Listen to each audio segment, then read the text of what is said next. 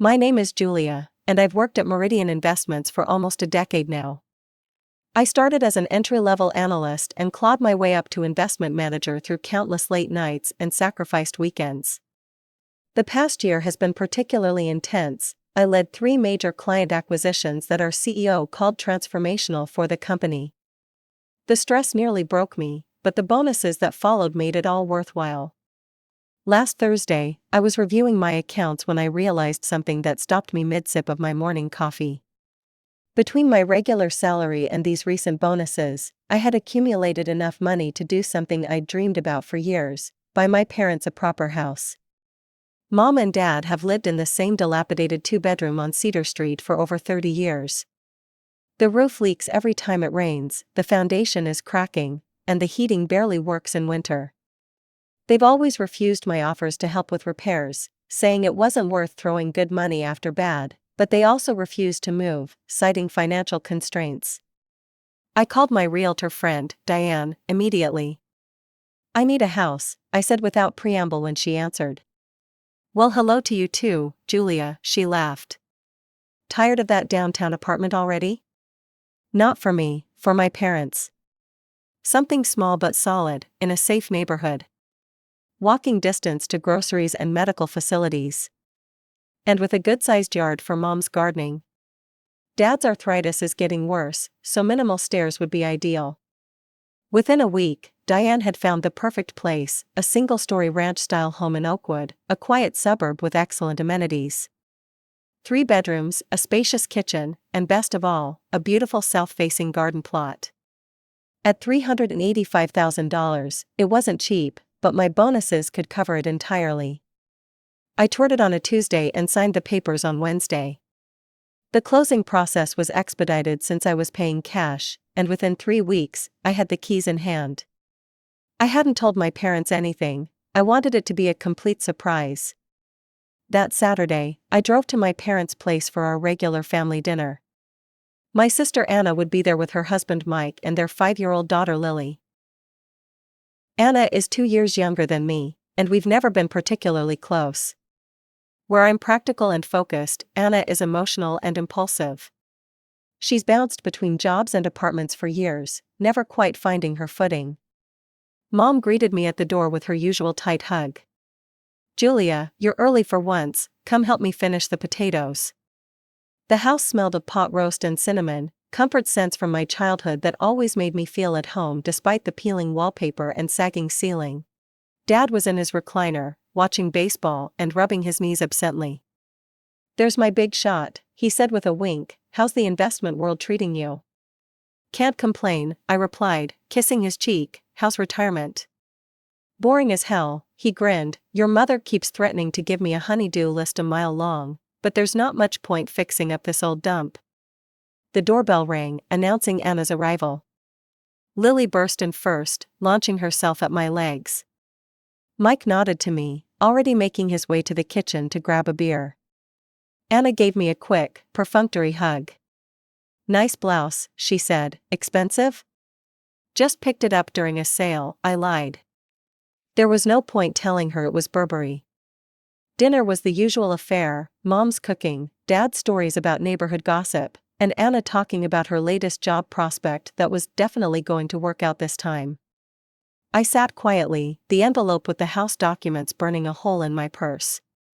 As Mom started clearing plates, I stood up.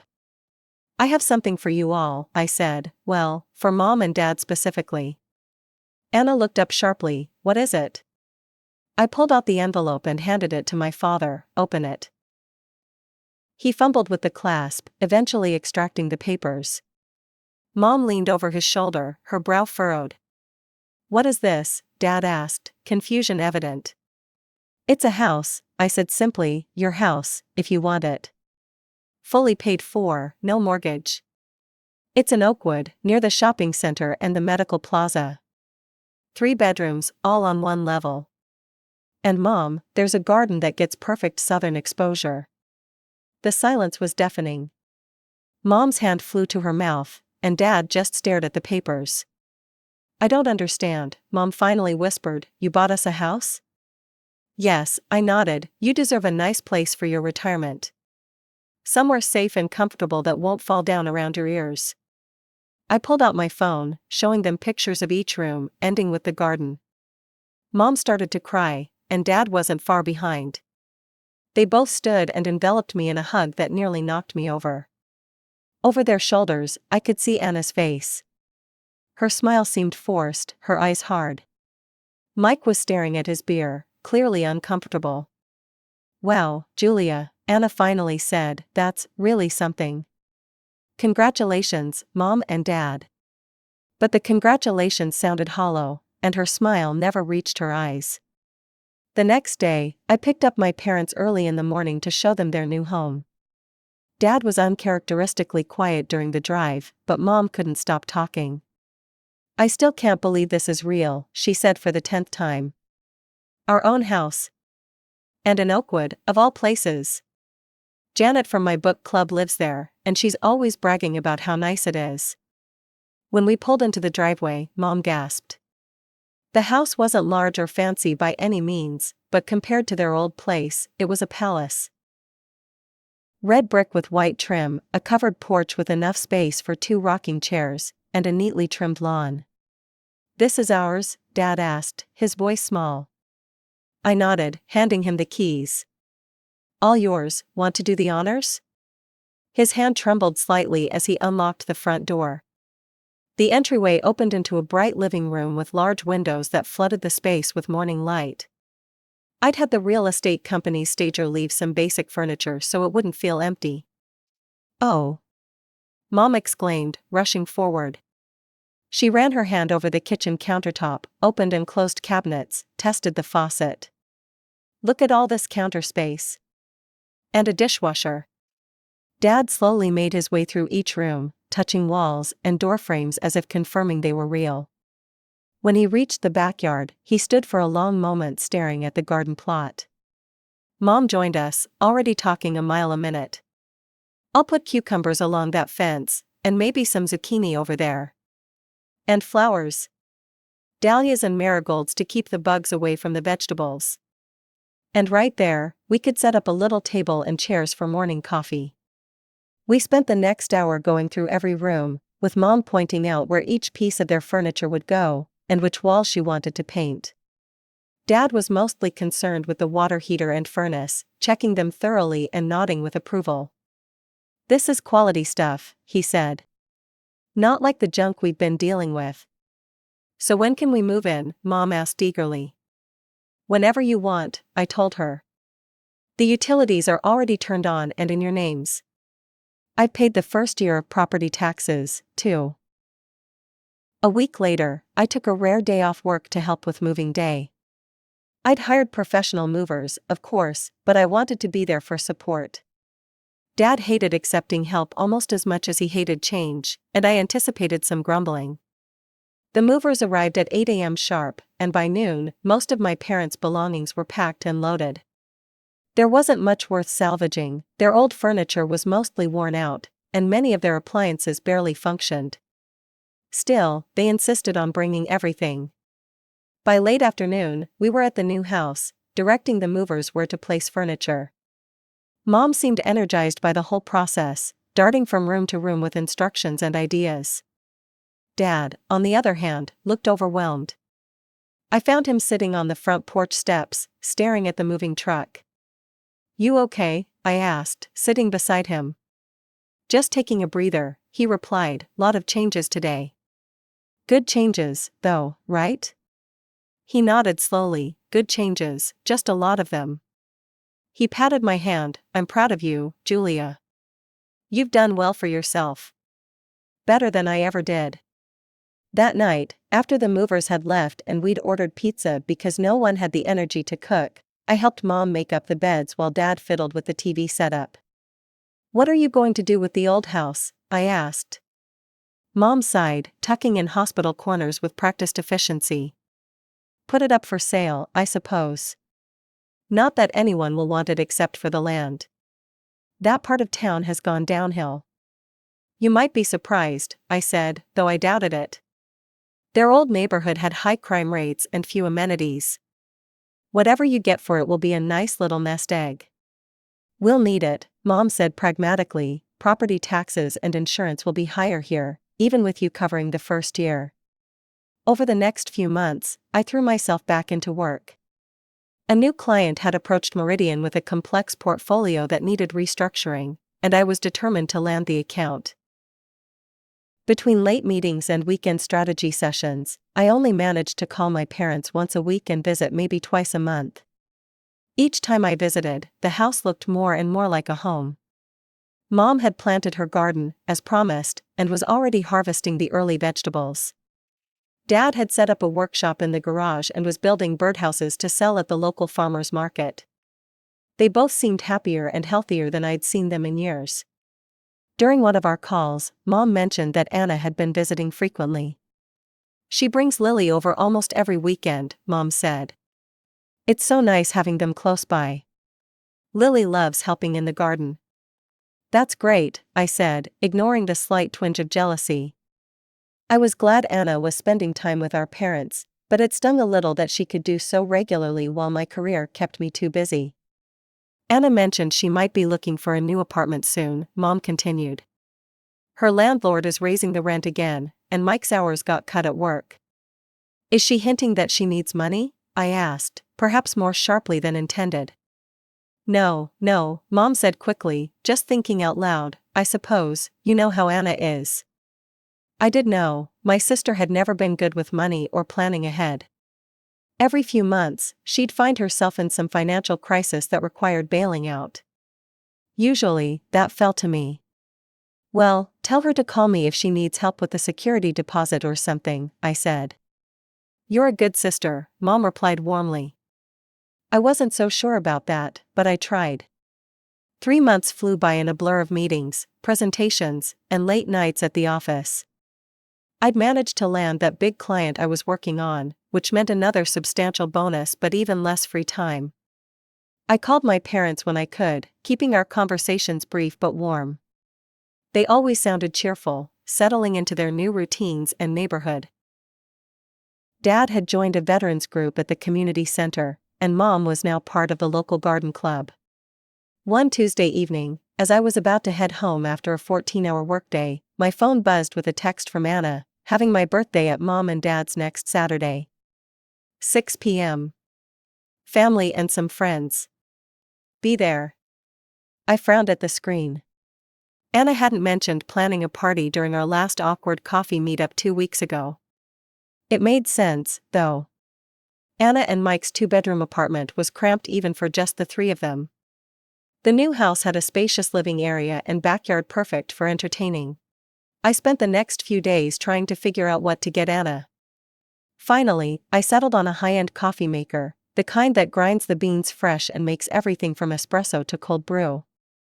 Anna was obsessed with coffee but always complained about the cheap machine she had. This would be perfect. Saturday arrived, and I pulled up to my parents' house just after 6. The driveway and street were already lined with cars. I grabbed the gift-wrapped coffee maker from my passenger seat and headed inside without knocking. It still felt strange to do that at my parents' new house.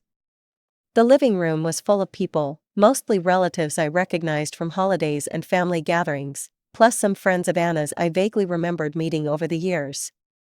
A long table had been set up with an impressive spread of food, and music played from a portable speaker in the corner. I spotted Anna immediately. She was sitting at the head of the dining table, Mike beside her, holding court as she told some animated story to a group of admirers. She looked happy, confident, almost glowing. My parents, on the other hand, were off to the side, serving drinks and looking oddly nervous.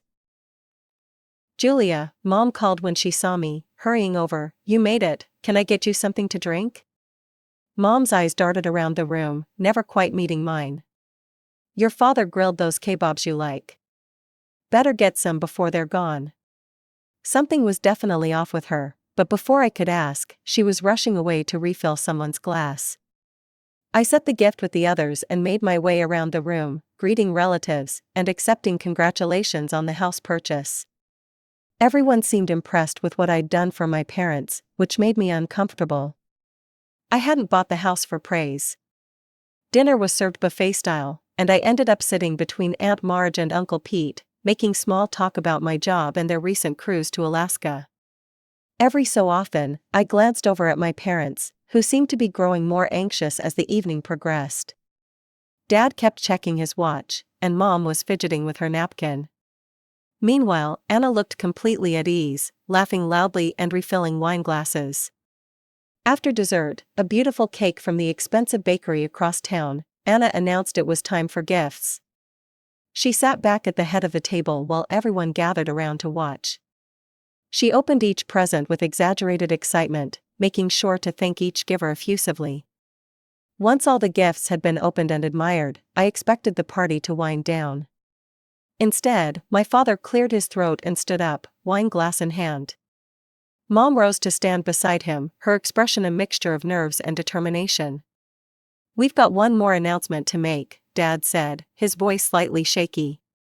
"Barbara and I have been talking, and we've decided to give this house to Anna and Mike." For a moment, I thought I'd misheard him. The room went eerily silent, then erupted in confused murmurs. Our relatives looked from my parents to me, clearly uncomfortable. Mom stepped forward. "We've signed the papers already. The house will be transferred to Anna's name next week." She finally looked at me, her expression almost pleading. "We think it's for the best." I felt like I'd been punched in the stomach. Anna wasn't surprised at all. She jumped up and threw her arms around our parents, tearfully thanking them for the best gift ever. Mike stood beside her, grinning widely as he shook Dad's hand. The relatives in attendance shifted uncomfortably, shooting sympathetic glances my way. They all knew I'd bought the house for my parents just a few months ago.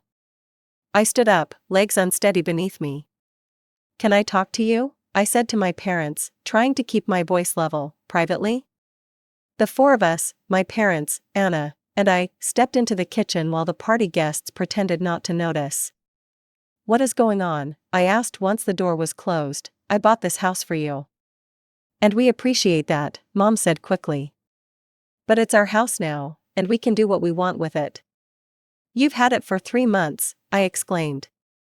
"I spent nearly $400,000 so you could have a safe, comfortable place to live in your retirement, not so you could give it away." "It's not like Anna's kicking us out," Dad said defensively. "We'll still live here until we figure out our next steps." "Next steps? What next steps? This was supposed to be your forever home." Anna stepped closer to me, her face a mask of sympathy that didn't reach her eyes. "Julia, you need to calm down." Mom and Dad made their decision. "If you were really being generous, you'd be happy for me too. I have a family, after all. Lily deserves a nice home to grow up in." "I've helped you plenty over the years," I shot back. "Every time you've needed money for rent, or car repairs, or Lily's school tuition, who paid for it?" "Me." This was different. This was for Mom and Dad. "Those were just handouts," Mom said, her voice suddenly cold in a way I'd never heard before. "Quick fixes so you didn't have to really get involved in our lives." I stared at her, stunned. "What are you talking about?" "I bought you a house. And you visited, what, 4 times since we moved in," Dad added. "Anna comes by several times a week. She brings Lily, they have dinner with us, they help around the house." "Because I've been working," I protested. "Someone has to earn the money that pays for all of this." "If you cared about your sister the way you claim to care about us," Dad continued as if I hadn't spoken, "you would have bought her a house too. You know they'd been struggling, living paycheck to paycheck in that tiny apartment." I looked at each of their faces, Anna's barely concealed triumph, Dad's stubborn defensiveness, and Mom's cold disapproval. The weight of the betrayal hit me all at once. "Fine," I said quietly, "you're right. It's your house, and you can do whatever you want with it." I turned and walked back into the living room, grabbing my purse from where I'd left it on the couch. I nodded stiffly to the remaining guests, some of whom tried to stop me with concerned questions, and headed for the door. Behind me, I could hear Anna saying something about me being dramatic, followed by forced laughter. The next morning, my phone started ringing before I'd even had my coffee. Cousin Rachel, Aunt Marge, Uncle Pete, all calling to check on me and express their disbelief at what had happened. For the next few weeks, my parents called daily. I let each call go to voicemail. The messages started apologetic, then shifted to irritated, then finally moved to guilt-tripping. I listened to each one but couldn't bring myself to call back. What was there to say? I threw myself into work with renewed intensity.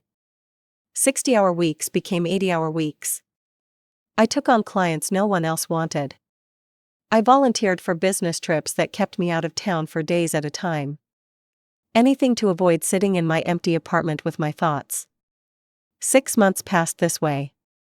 Fall turned to winter. I declined the usual invitation to Thanksgiving at my parents' house, or Anna's house, I supposed.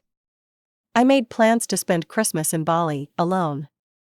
My parents stopped calling as frequently, down to once a week, then once every 2 weeks.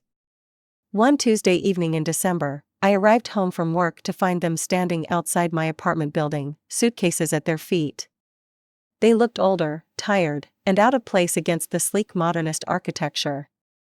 "What are you doing here?" I asked, not bothering with pleasantries. "We need to talk to you," Mom said, "please."